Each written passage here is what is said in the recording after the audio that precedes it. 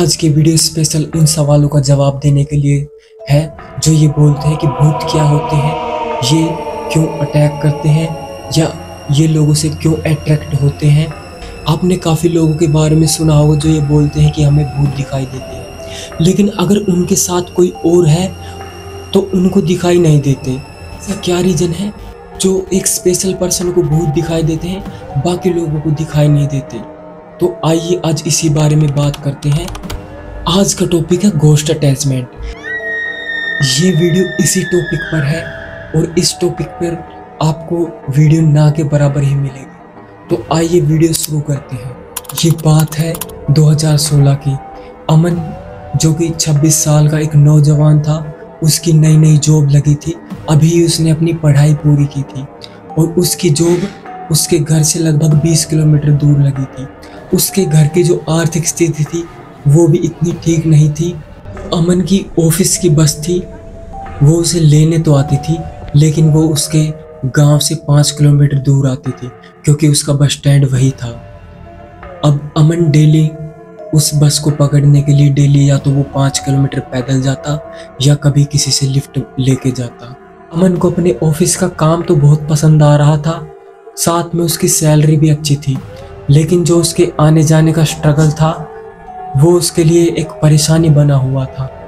रोजाना जाते और आते वक्त वो या तो 5 किलोमीटर पैदल चल के आता या वो किसी से लिफ्ट लेके आता।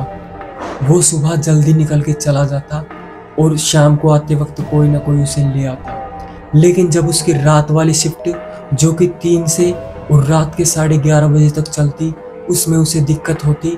उसके ऑफिस की छुट्टी रात को 11:30 बजे होती और बस उसको बस स्टॉप पर 12 बजे रात को छोड़ देती। अब वो वहाँ से कभी पैदल आता, कभी कोई ट्रक वाला या गाड़ी वाला उसे मिल जाता तो उसके साथ आ जाता। दिन अमन थोड़ा लेट हो जाता है। अब वो घर से जल्दी चलता है और वो कोशिश कर रहा था कि किसी तरह टाइम मैनेज हो जाए। वो जल्दी जल्दी कदम बढ़ाकर चल रहा था और बार बार पीछे मुड़ के देखता कि शायद कोई तो आ जाए जो उसे टाइम पर उसके ऑफिस को पहुंचा दे ताकि वो लेट ना हो। अब वो पीछे मुड़ के देखता है तो उसे दिखता है कि एक बाइक वाला आ रहा है। वो उसे हाथ देता है लेकिन वो बाइक वाला रोकता है और बोलता है कि भाई मुझे तो यहीं जाना है, मैं नहीं जाऊँगा। अमन फिर पैदल पैदल ही चलता है। तभी पीछे से उसके गांव की तरफ से ही एक टेम्पो आता है। अमन उसमें बैठ लेता है। अब अमन थोड़ी ही दूर चला था। अमन ने जिस बाइक वाले से अभी बात की थी वो अमन के आगे आगे ही जा रहा था और अमन उसके पीछे पीछे टेम्पो में जा रहा था। और जो टेम्पो के आगे एक ट्रक जा रहा था और वो बाइक वाला ट्रक के साइड में से ओवरटेक करने के चक्कर में फुल स्पीड में निकालता है और आगे जो एक ब्रेकर था, ब्रेकर के साइड में से निकालने की कोशिश करता है। वहां पर भारी भारी पत्थर रख रखे थे किसी ने। उन पत्थरों से बाइक टकरा जाती है और वहां पर गिर जाती है और जो बाइक चलाने वाला था वो उस ट्रक के नीचे आ जाता है और उसका सर कुचला जाता है और वो वहीं पर ही मर जाता है। जिसने वो पत्थर लगा रखे थे वो वहां पर एक पंचर की दुकान वाला था जिसने एक छोटी सी टी स्टॉल भी लगा रखी थी। उसका कहना था कि ये पत्थर इसलिए लगा रखे हैं क्योंकि ब्रेकर होने की वजह से लोग उसकी दुकान से इतने नज़दीक से जाते कि उसे लगता कि कभी दुकान पर ही गाड़ी अपना व्हीकल चढ़ाना दे, इसलिए उस दुकान वाले ने वहाँ पत्थर लगा रखे थे। अब उसे थोड़ी पता था कि ये पत्थर किसी की जान लेकर रहेंगे, हालांकि वो पत्थरों को तब हटा देता है। अब वहाँ पर बहुत भारी भीड़ इकट्ठा हो जाती है। लोग देखते हैं, कोई उसकी बाइक को हटाता है। सभी देख रहे थे कि उसकी जान जा चुकी है। अब लोग देख देख कर जा रहे थे। किसी ने पुलिस के पास फ़ोन किया, किसी ने एम्बुलेंस के पास। अमन सोचता है कि भगवान का बहुत बहुत धन्यवाद जो इन्होंने मुझे बचा लिया और इस बाइक वाले जिसने मुझे बैठाया नहीं, जिसकी वजह से मैं बच गया। लोग देख देख के जा रहे थे इसलिए उसे थोड़ा अजीब लगा। उसने जो अपने सर पे जो तौलिया डाल रखा था वो उस लड़के की डेड बॉडी पे डाल देता है और वो अपने टेम्पो में बैठ के अपने ऑफिस में निकल जाता है। अब जब वो रात को आता है तो अब आना तो उसे वहीं से ही था। रात को भी उसे कोई साधन नहीं मिला, ना ही कोई गाड़ी ना ही कोई बाइक। अब वो पैदल पैदल आ रहा था। जैसे ही वो उस ब्रेकर के पास आता है जहाँ पर उस लड़के का एक्सीडेंट हुआ था, अब वहाँ आकर उसे थोड़ा डर लगता है, लेकिन वो देखता है कि कुछ नहीं है।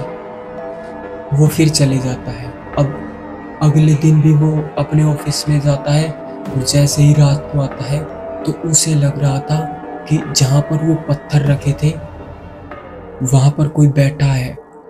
हालांकि उसने दूर से ही देखा था और वो डर के मारे अपने घर की तरफ भागने लगता है और वो अपने घर आ जाता है। वो पूरी तरह पसीनों में एकदम लथपथ था, लेकिन वो घर वालों को किसी को नहीं बताता। उसे लगा कि घर वालों को बताऊंगा तो ये सोचेंगे कि शायद इसे सदमा लगा है उस लड़के के मरने का और लोग मुझे पागल ना समझने लगे। और जैसे ही वो अगले दिन जाता है अपने ऑफिस के लिए तो वो वहीं पर ही देखता है जहाँ पर रात को उसने उस लड़के को देखा था। तो वो देखता है कि वहाँ पर एक ट्रैक्टर का टायर रखा था जहाँ पर वो पत्थर रखे थे। वो उस दुकान वाले ने इसलिए लगा रखे थे कि जो ब्रेकर था उसके साइड में गड्ढे भी थे, ताकि ऐसा ना हो कि कोई बाइक या गाड़ी वाला उन गड्ढे में अपनी गाड़ी को दे दे और कोई दूसरा बड़ा हादसा ना हो जाए, क्योंकि एक तो पहले ही हो चुका था। अब वो सोचता है कि शायद रात को मैं इस ट्रैक्टर के टायर से ही डर गया हूँ। वो उस दिन ऑफिस में चले जाता है। अब उसे आना तो पैदल ही था रात को। अब वो जैसे ही वहाँ से पैदल आता है तो वो देखता है कि उसे वो लड़का फिर दिखाई दिया और आज तो वो मूवमेंट भी कर रहा था। उसे देखकर ऐसा लग रहा था कि हाँ, ये तो सच में कोई बैठा है। अब अमन बहुत ज़्यादा डर जाता है। वहाँ से वो वापस भाग जाता है और बस स्टैंड पर जाकर ही खड़ा हो जाता है। तभी एक गाड़ी वाला आता है।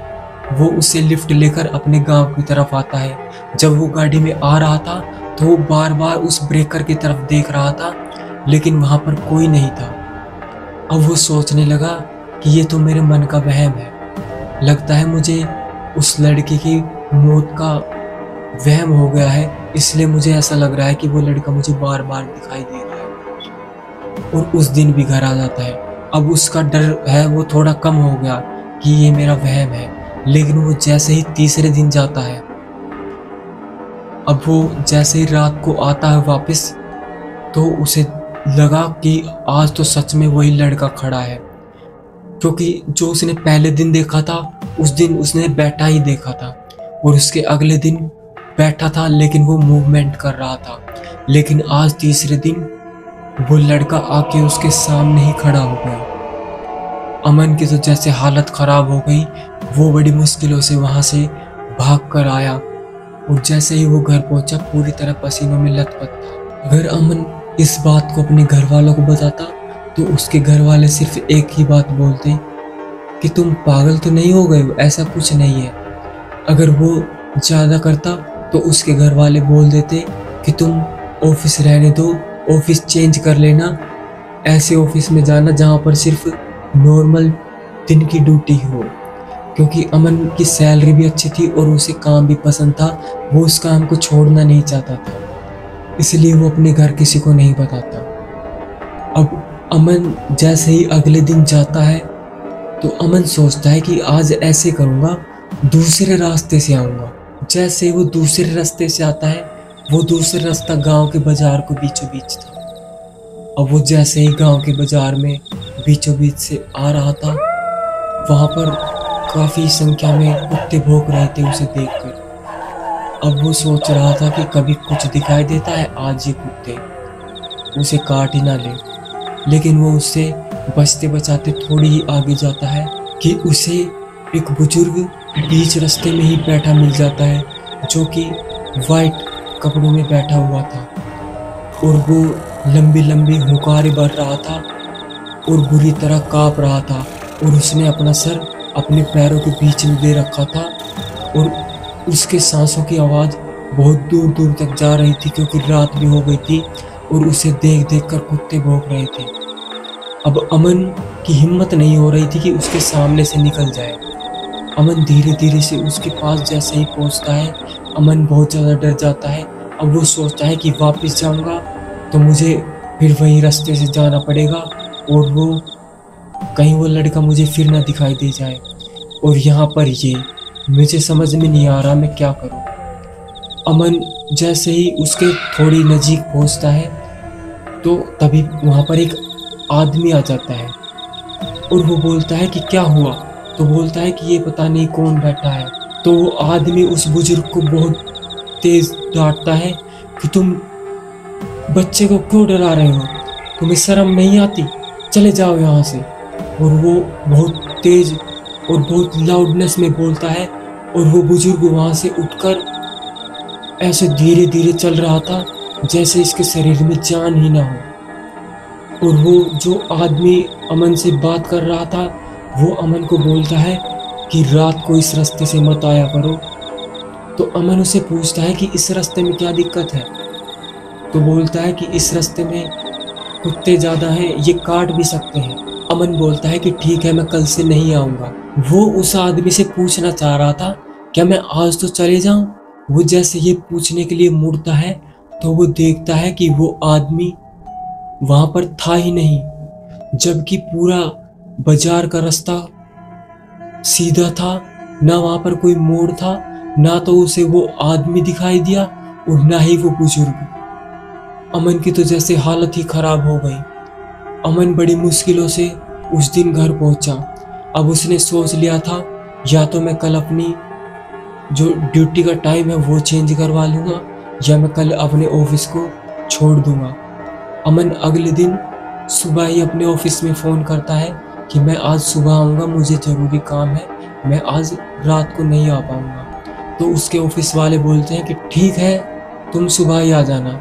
जैसे ही वो ऑफिस पहुँचता है तो उसके बॉस पूछते हैं कि क्या बात है, आज तुम सुबह आ गए, क्या ज़रूरी काम है। तो वो बोलता है कि सर मुझे ड्यूटी करने में प्रॉब्लम हो रही है, मैं या तो रिज़ाइन करूँगा या फिर आप मेरी ड्यूटी चेंज करवा दीजिए, मैं सुबह वाली शिफ्ट में ही रहना चाहता हूँ। तो उसके बॉस बोलते हैं कि ये तो पॉसिबल नहीं है, अगर तुम अपने साथ वाले जो तुम्हारे अपोजिट में है उससे बात करो तो हो सकता है।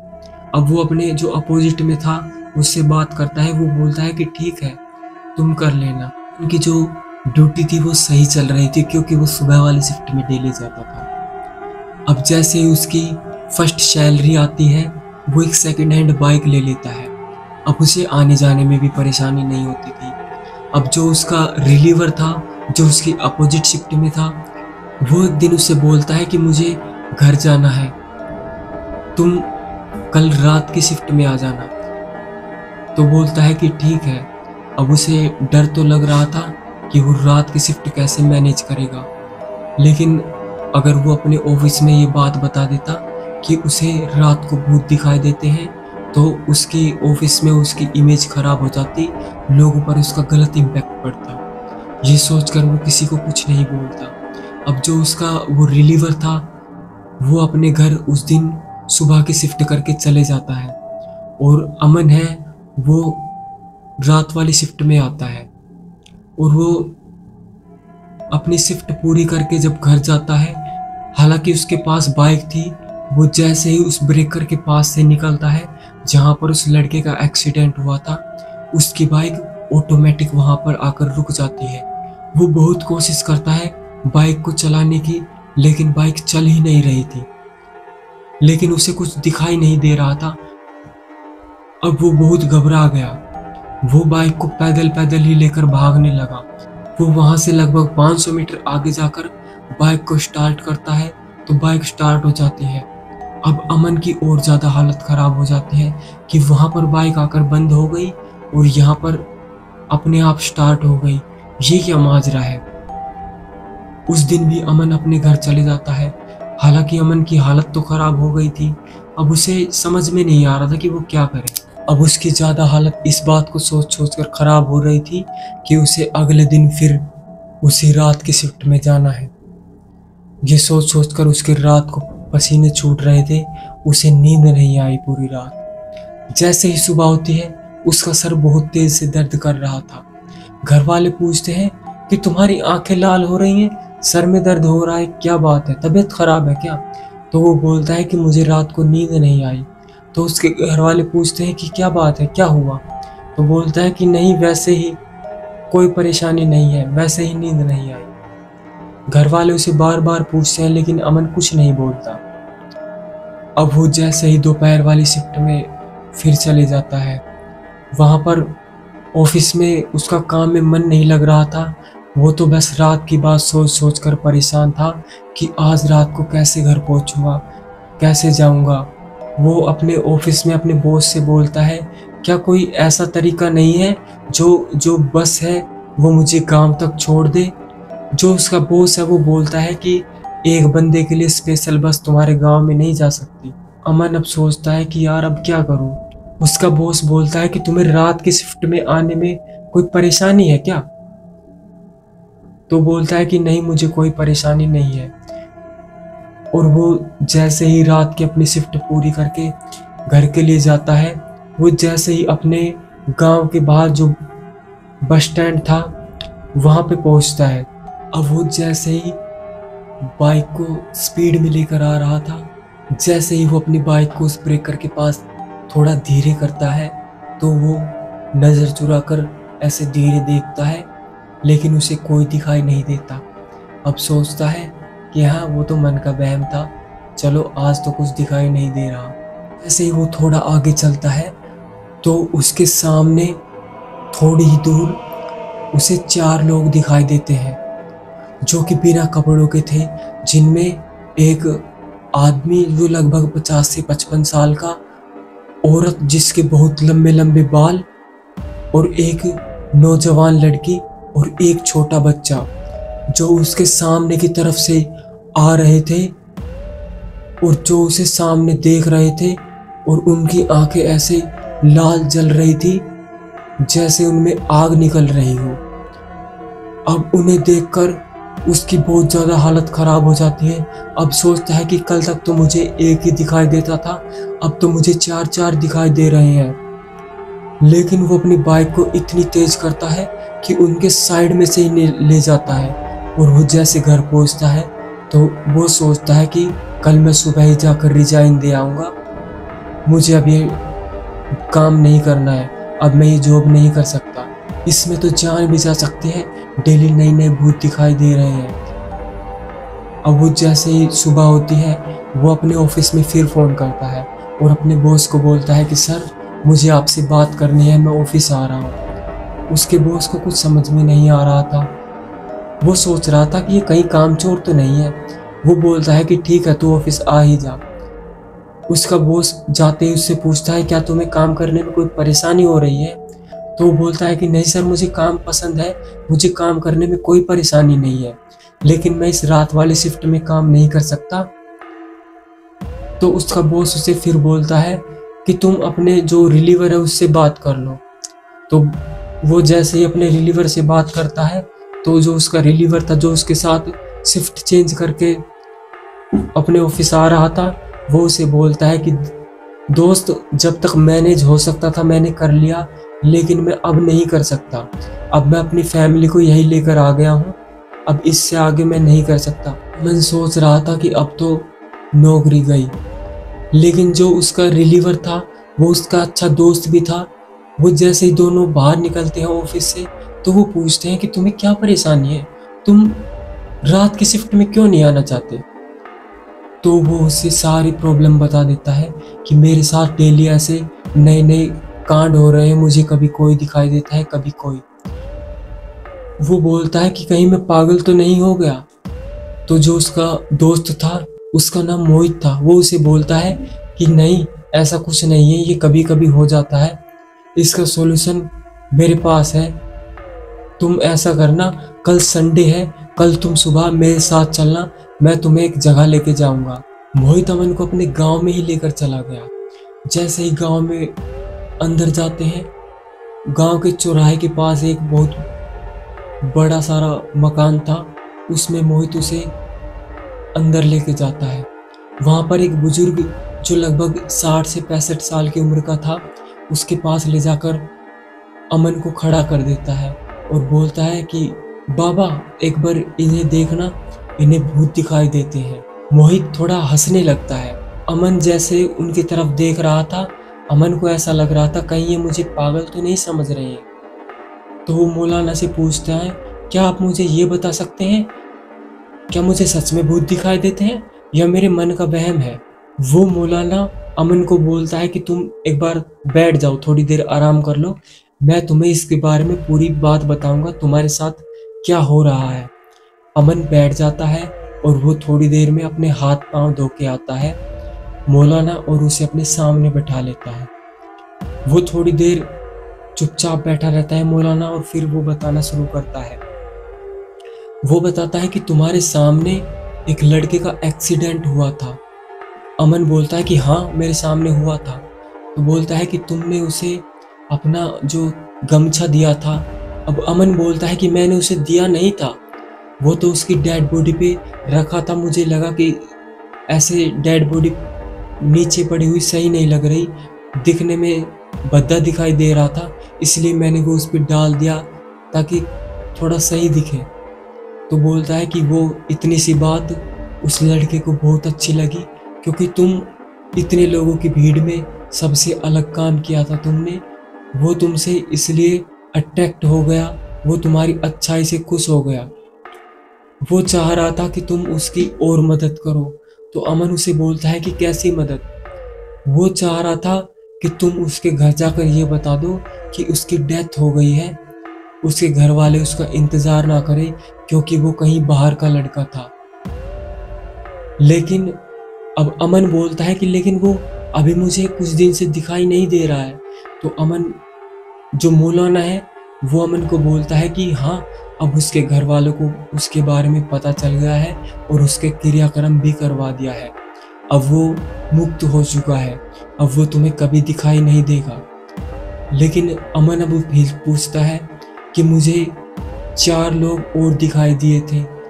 तो मौलाना बताता है कि जैसे तुमने उसकी मदद करी थी, आसपास के जितने भी प्रेतात्माएं हैं वो तुम्हारी तरफ अट्रैक्ट हो गई हैं, वो सोच रही हैं कि तुम हमारी भी मदद करोगे जैसे तुमने उसकी की है, इसलिए वो तुम्हारे पास रोजाना कोई ना कोई आ जाता है, वो अपनी मदद के लिए आते हैं ताकि तुम उसकी मदद कर सको। अब अमन बोलता है कि मैं उनकी क्या मदद कर सकता हूँ, मैं तो खुद उनसे परेशान हूँ, मुझे डर लगता है। अब वो बोलता है कि ये जो छोटे मोटे भूत प्रेत हैं ये तो ठीक है, अगर किसी दिन कोई बड़ा या ताकतवर आ गया ना, वो सिर्फ मदद मांगने नहीं आएगा, वो तुम्हारी जान भी ले सकता है, हो सकता है वो तुम्हारे शरीर पर ही कब्जा कर ले या तुम्हें कोई ऐसा नुकसान पहुंचा दे जिसकी सजा तुम जिंदगी भर भुगतते रहो। अब अमन थोड़ा डर गया और मौलाना की बात ध्यान से सुनने लगा। मौलाना वहां से उठ के अंदर की तरफ जाता है। अब अमन उसे ध्यान से देख रहा था कि अभी कर क्या रहा है। जो मोहित है वो उसके पास ही खड़ा था। तभी मौलाना अंदर से एक पुड़िया सी बनाकर लाता है और एक ताबीज जो मौलाना के हाथ में था वो अमन को दे देता है कि तुम इसे 1 महीने तक बांधना, उसके बाद तुम्हारी सारी समस्याएं गायब हो जाएगी। और एक जो वो अपने हाथ में एक कागज की पर्ची से लेकर आता है, उस पर उर्दू में कुछ वर्ड लिखे हुए थे और उसे वो बोलता है कि इसे एक पानी की बोतल में घोल लेना और इसे डेली सुबह शाम पीना और अपने सीने और सर पर लगा लेना। और वो उसे थोड़ी राख भी देता है और बोलता है कि ये इसे इस पानी में ही डाल देना। अब अमन डेली ऐसा ही करने लगा, लेकिन उसके बाद ना तो अमन को कभी कोई भी दिखाई दिया और ना ही कभी कोई समस्या हुई। इसके बाद वो डेली रात की शिफ्ट करता था और उसे कभी कुछ दिखाई भी नहीं दिया। तो कैसी लगी आपको ये स्टोरी? इस स्टोरी को देखकर आपको ये तो पता चल ही गया होगा कि घोस्ट अटैचमेंट क्या होती है, घोस्ट हमसे क्यों अट्रैक्ट होते हैं। इस सारे सवालों के जवाब आपको मिल गए होंगे। तो कैसी लगी आपको स्टोरी? वीडियो को लाइक, शेयर और चैनल को सब्सक्राइब जरूर करें। धन्यवाद।